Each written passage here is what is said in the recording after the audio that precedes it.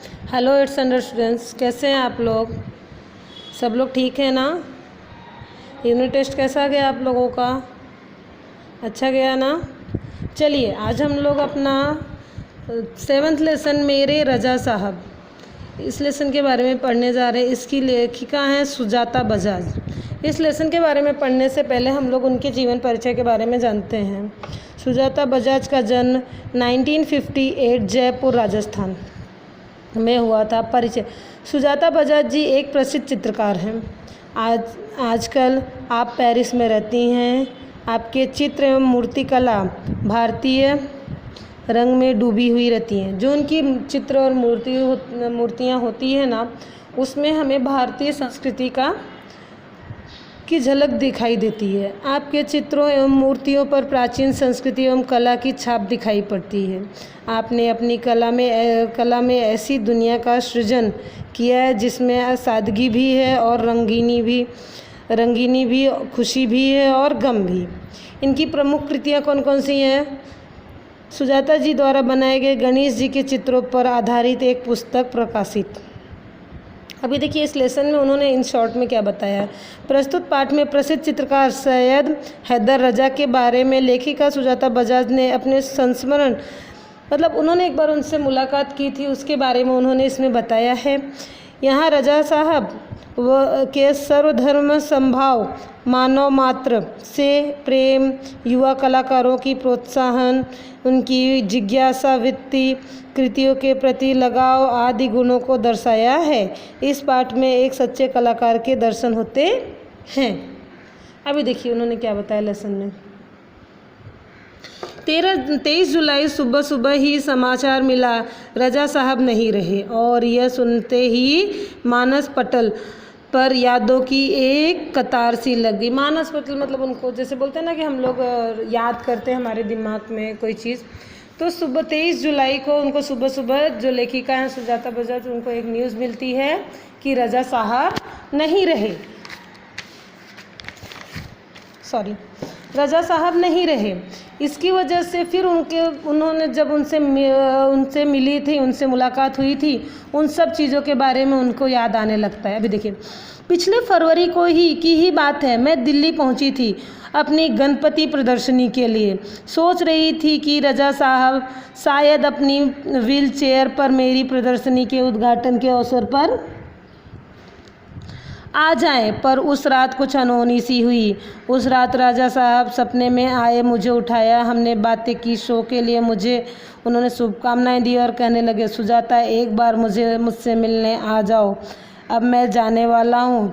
इसके बाद तो रुकना मुश्किल था। मैं पहुँच गई उनसे मिलने। वह अस्पताल में शून्य की तरह लेटे हुए थे। शून्य की तरह लेटे हुए मतलब उनको कुछ भी ये नहीं। मैंने उनके हाथों को छुआ, सिर्फ सांस चल रही थी। अलविदा कहकर लौट आई। देखिए क्या हुआ था, पिछले फरवरी में ही क्या हुआ था, पिछले फरवरी की ही बात है कि जो है ये क्या सोच रही थी, इनकी एक दिल्ली में गणपति की प्रदर्शनी थी। ये क्या सोच रही थी, क्या शायद से रजा साहब जो है मेरे प्रदर्शनी में अपने व्हील चेयर पे बैठकर आ जाए और मेरे प्रदर्शनी का उद्घाटन कर दे। प्रदर्शनी मतलब एग्जीबिशन, प्रदर्शनी का उद्घाटन कर दें। पर उस रात जब वो सपने में सोई तो उनको एक सपना आया। उस सपने में रजा साहब आए और उन्होंने उनकी प्रदर्शनी के लिए, उनको एग्जीबिशन के लिए सब शुभकामनाएं वगैरह दी, उनसे बातें की।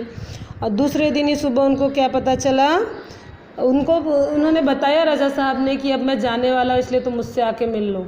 सुबह उठी वो एकदम घबरा गई थी, तो रुकने का तो कोई सवाल ही नहीं था। वो तुरंत जो है भाग के रजा साहब से मिलने के लिए हॉस्पिटल में गई। वो एकदम, उनको कोई भी होश नहीं, कुछ भी पता नहीं चल रहा था। वो गई, उनके हाथों को छुआ और देखा, उनकी सांसें सिर्फ चल रही थी, बाकी कुछ भी रिएक्शंस नहीं थे। तो वो उनको अलविदा कहकर चली आई। रजा साहब अपने धर्म के साथ साथ ही उतने ही हिंदू और ईसाई भी थे। उनके स्टूडियो में गणपति की मूर्ति, क्रॉस, बाइबल, गीता, कुरान, उनकी माँ का एक फ़ोटो, गांधी जी की आत्मकथा व भारत से लाई हुई मोगरे की कुछ सूखी मालाएं, सब एक साथ रखा रहता था। वे गणेश की भी गणेश को भी पूजते थे। हर रविवार को सुबह चर्च भी जाते थे। देखिए, जो रजा साहब थे ना, वो ना बहुत ही ज़्यादा, मतलब वो सिर्फ अपने धर्म को नहीं, वो सारे सर्वधर्म समान, मतलब वो सारे धर्मों को मानते थे। उनके ऑफिस में अगर जो है उनका कुरान था तो गीता भी था और बाइबल भी था। अगर अल्लाह की फ़ोटो थी तो गणेश की मूर्ति भी थी और क्रॉस भी था। और साथ में उनकी उनकी माँ की फ़ोटो थी और उनके ये जो है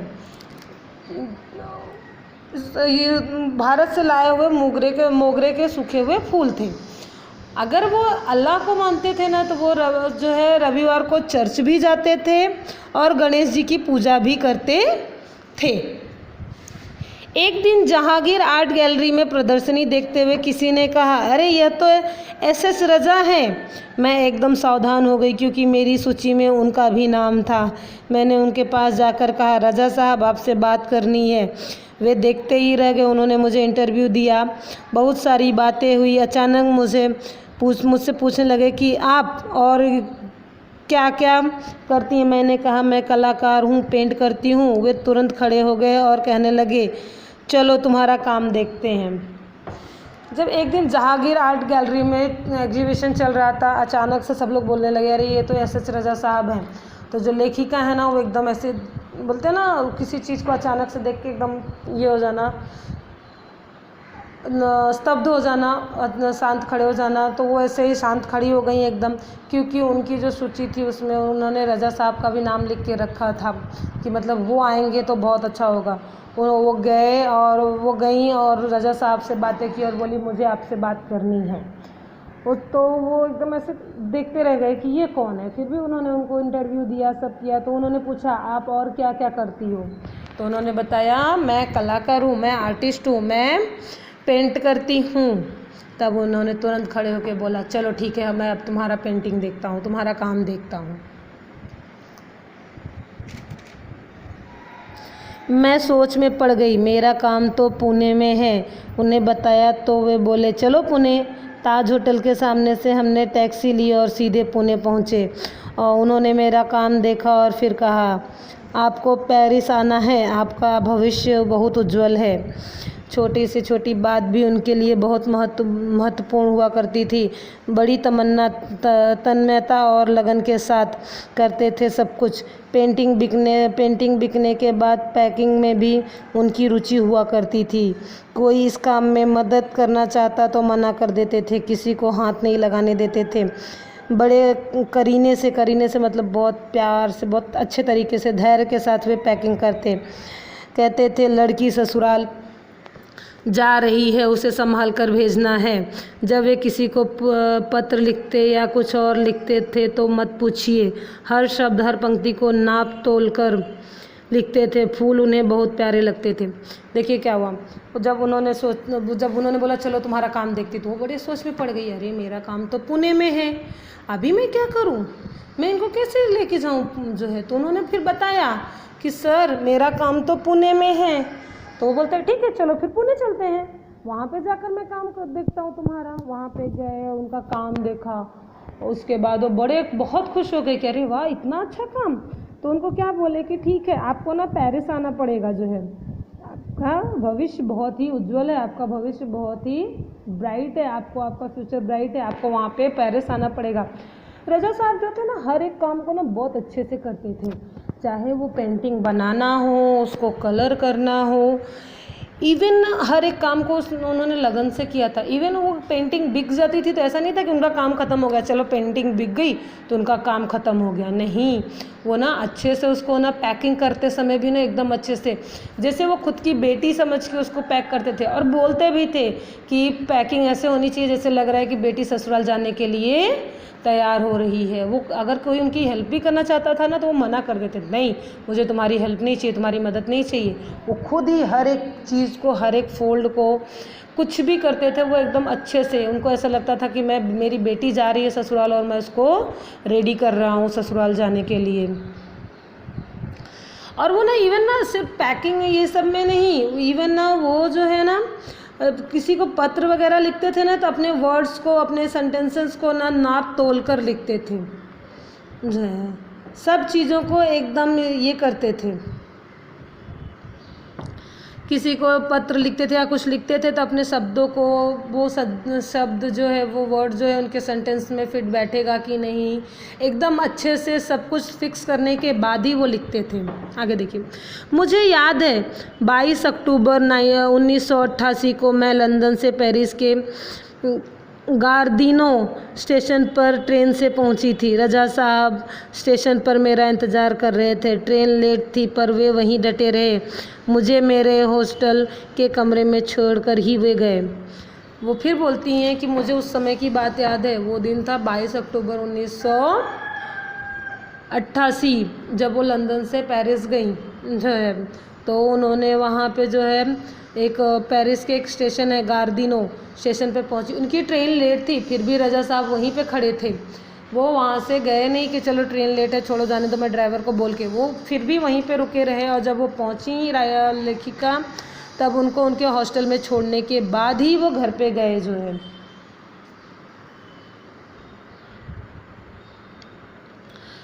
एक दिन मैं बीमार होकर अपने कमरे में पड़ी थी। रात 11 बजे रजा साहब मेरे लिए दवा भारतीय रेस्टोरेंट से खाना पैक करवा कर पहुँच गए। मेरे घर वालों को फ़ोन करके कहा, आप लोग चिंता न करें, मैं हूँ पेरिस में सुजाता की चिंता करने के लिए। वो ना सब यादें बताती कि एक दिन क्या हुआ, जब वो पेरिस में थी तो उनकी तबीयत बहुत ज़्यादा ख़राब हो गई थी, वो कहीं जा नहीं पा रही थी। तो उनको जो है, उन्होंने रजा साहब ने उनके लिए जो है दवाएं और एक भारतीय इंडियन रेस्टोरेंट से खाना सब लेके उनके घर पे, उनके रूम पे गए, उनके हॉस्टल में गए। और इवन उनके घर वालों को भी फ़ोन कर दिया कि आप चिंता मत करो, सुजाता अकेले नहीं है, मैं पेरिस में हूँ उसका ध्यान रखने के लिए। हर बार जब मैं या रजा साहब पेंटिंग पूरी करते तो सबसे पहले एक दूसरे को दिखाते। दोनों एक दूसरे के ईमानदार समालोचक मतलब दोनों चीज़ें, अच्छाई भी बुराई भी दोनों बताना थे। हमने मुंबई, लंदन, पेरिस और न्यूयॉर्क के साथ साथ प्रदर्शनियाँ की, पर कभी कोई विवाद नहीं हुआ। यह उनके स्नेह व अपनेपन के कारण ही था। हिंदी उर्दू तो हमेशा से ही बहुत अच्छी रही उनकी। अंग्रेजी फ्रेंच भी वे बहुत अच्छी लिखते थे।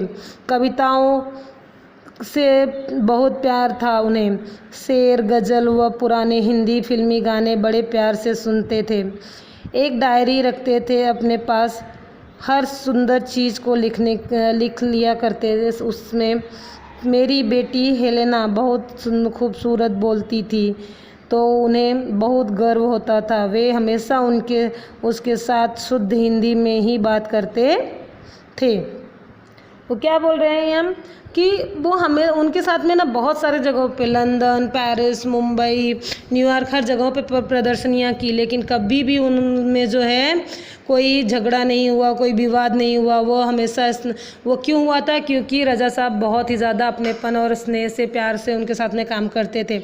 रजा साहब जो थे ना, हिंदी और उर्दू तो अच्छी जानते ही थे, वो फ्रेंच और इंग्लिश में भी बहुत अच्छा लिखते थे। उनको ना कविताओं से बहुत ज़्यादा प्यार था। शेर, गज़ल व पुराने हिंदी फिल्मी गाने भी उनको बहुत पसंद थे।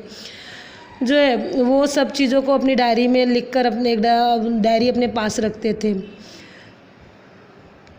उनकी बेटी थी इनकी लेखिका की हेलेना, वो बहुत ही सुंदर खूबसूरत हिंदी बोलती थी। तो उन्हें बहुत गर्व होता था। वो हमेशा जो है ना, उनको रजा साहब शुद्ध हिंदी में ही बात करते थे। रजा साहब को अच्छा खाने का बहुत शौक़ था, पर दाल, चावल, रोटी, आलू की सब्ज़ी में जैसी उनकी जान अटकी रहती है।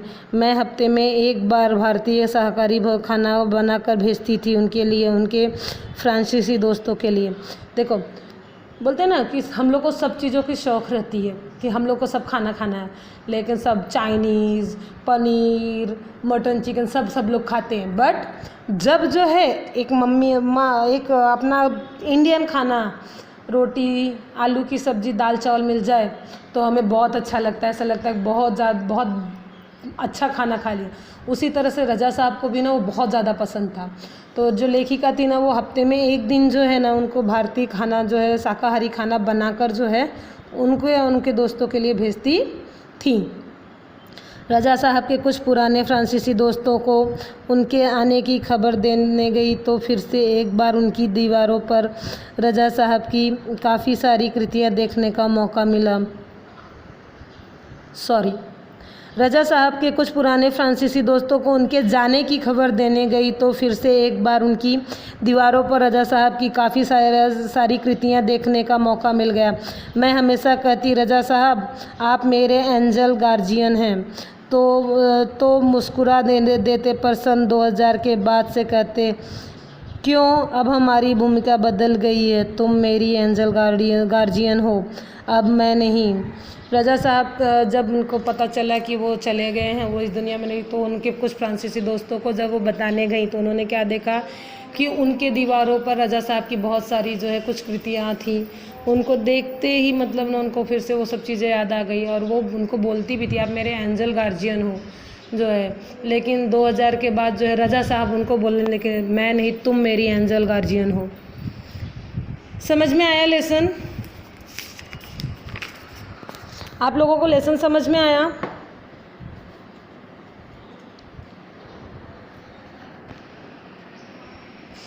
चलिए अभी आपको होमवर्क लिखना है। होमवर्क क्या करना है कि ये जो ये शब्द वाटिका इसमें जितने भी आपको मुहावरे मिले हैं, मीनिंग्स हैं, वो आपको लिखना है। ये क्वेश्चन आंसर्स आपको लिखना है और वर्कबुक का लेसन कंप्लीट करना है। अंडरस्टैंड?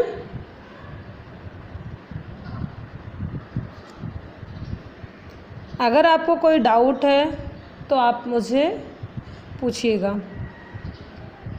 हम लोग नेक्स्ट लेक्चर में मिलेंगे। Bye bye, take care.